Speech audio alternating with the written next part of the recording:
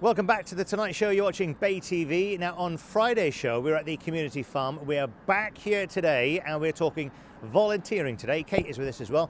You're one of the managers here, aren't you? I'm the volunteer and training manager, yeah. It's a place which, as you know, I love. Yes. Been here many times in the past. Loves cute animals, this guy. Loves cute animals, and the quite smelly ones I like as well. Yes, you do, yeah. Yeah, not really fussy like that. Let's talk about last year, because last year was a big year for you guys. Yeah. In the run-up to March, March this year, we were faced with the very real possibility that we might have to close. After sort of 20 years here doing what we do, helping the communities of Swansea and providing a safe green space with animals, we were faced with the possibility that we wouldn't be here anymore, which was heartbreaking. We spoke at length about that, and it would have been tragic for the area, wouldn't it? It would have been. It's a place where anybody can come of any age and just enjoy being outside, get close to farm animals. But also we've got lots of volunteers, our young volunteers on a Saturday and our adult volunteers in the week. That it just completely changes lives. You know, it improves their well-being, gives them confidence, helps them learn skills. People usually come here at a point in their lives when something isn't working, and they're in a bit of a pit really. And by coming here and doing something good for the community, getting outside, spending time with animals, in nature, and giving something back to their community, lots of people's lives completely change.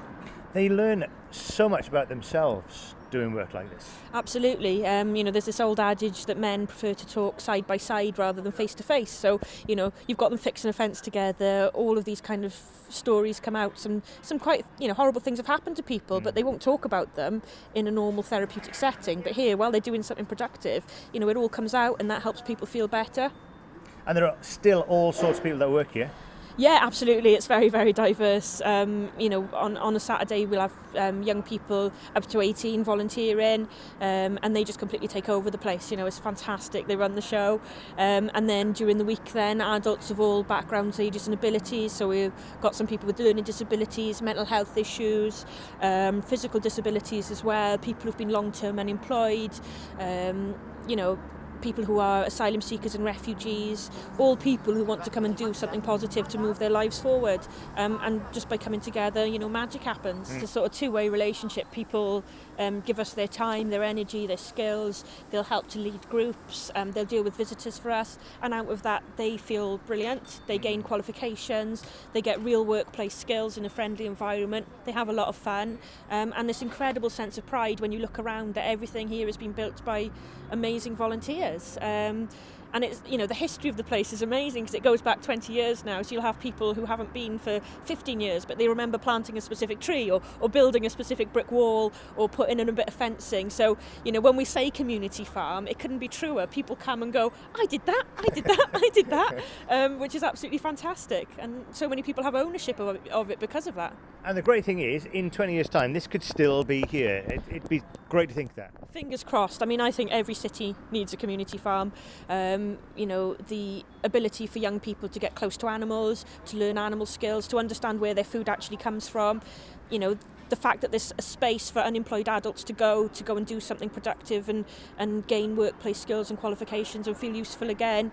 And even just for visitors turning up and just being in a natural space. We're right by a main road, but when you're back in the middle of there, you can't even tell. It's just birds and pigs making oink oinks, and, it's absolute heaven. And the smells of the countryside, you don't get them in the city. There's a real gulf, isn't there, between the people who produce the food and the people who eat the food. And food ethics, people will come here thinking, I can't eat that, it's an animal. But they're very happy to pick something up in a plastic packet from a supermarket where they don't see where it actually comes from. So reconnecting people with that and the processes as well, like how a loaf of bread now, you go and it costs 60p. Well, if you come here and you grow wheat and you grind wheat and you turn it, you turn it into a loaf of bread, you've got that appreciation for how long things should actually take. And we're just so used to everything being instant now. So, lots of people come here not really knowing where their food comes from. One of our volunteers, who was a gentleman in his 40s, had never eaten a raspberry before he came here, So there's this amazing kind of, this is what it actually is. This is what all the things you find in packets actually are and how they grow.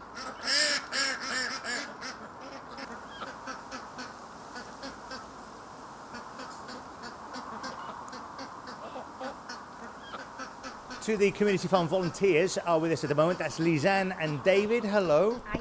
So how long have you been volunteering for? This is my 3rd week. Oh, is that all? Yes, yes. Okay, David, what about you? This is my 4 years. I'm learning new skills and making new friends and everything. Got involved because I wanted to give something back to the community, and plus I love working with animals, and my main role is student support at UWTSD, so a lot of what I do is work with humans, so I don't get to work with animals as much, and this way I get to get involved with the animals and get stuck in, and it's quite fun getting to know the ins and outs of how a farm works as well, because you tend not to appreciate where your food comes from when you're kind of hidden from this sort of lifestyle. The animals are well looked after, they're free range, they're well loved, but at the same time there's a cut-off point, and that kind of sort of makes it even more real for those of us that are working here as well, which is, it can be a little bit sad, I suppose, but at the end of the day it's something that I think everyone should understand. It's a very good point, because it is a working farm, isn't it? And you sell the meat. Yeah, we sell meat, we sell eggs, veg, honey. Could be loads of stuff we could sell here. What's your favourite part of the farm?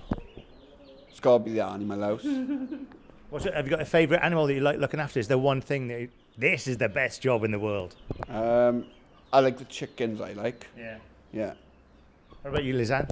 Oh, definitely the pigs and the little chicks, the babies. I love the babies, but I've never really been around guinea fowl, and I've started to get a newfound love for guinea fowl. They're almost like, I think of them like little tiny dinosaurs, because they kind of look like it. Yeah.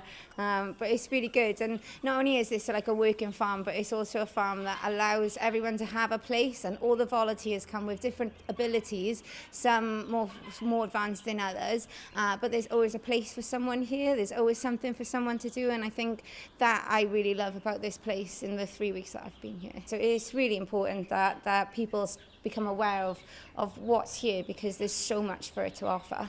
And Dave, what's it mean to you? Well, it's changed me. It's really important. More confidence. And it's joyable, yeah. It's great to talk to the two of you. Thank you very much. Yeah, you're welcome. Thank you. Thank you. Now we come sheltering from the rain indoors, and Kate, we're in a gorgeous little classroom here. Yeah, fantastic. This is our education room, and volunteers did all of the woodwork that you see. These behind you were school floorboards that have been done as part of a carpentry project. So yeah, I mean, everything here is about reusing, recycling, and getting volunteers to learn woodwork skills. It's fab. Huge messages. Yes, yeah, definitely. We are all about the environment.